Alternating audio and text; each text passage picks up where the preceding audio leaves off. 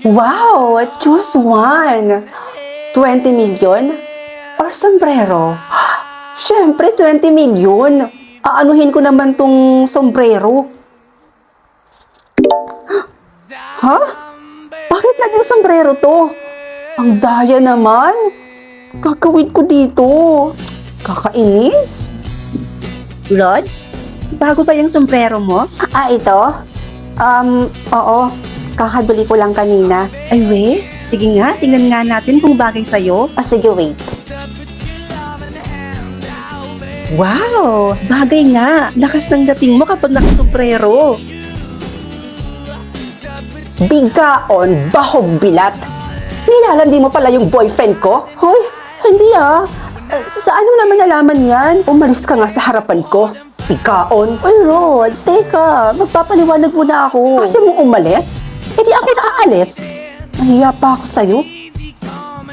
Wow, ang ganda pala ng sombrero na to In fairness. Besh!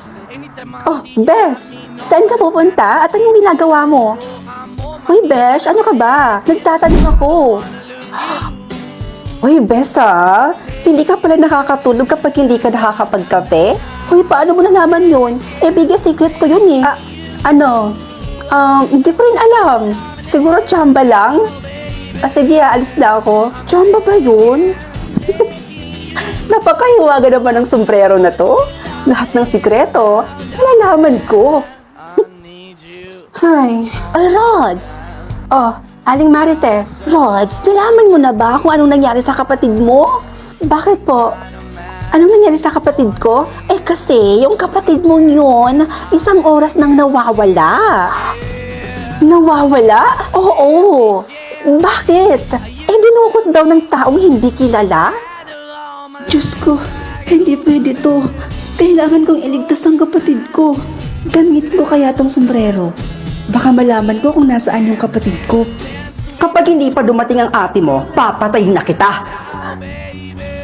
Hindi ako papayag. Ililigtas kita, kapatid ko.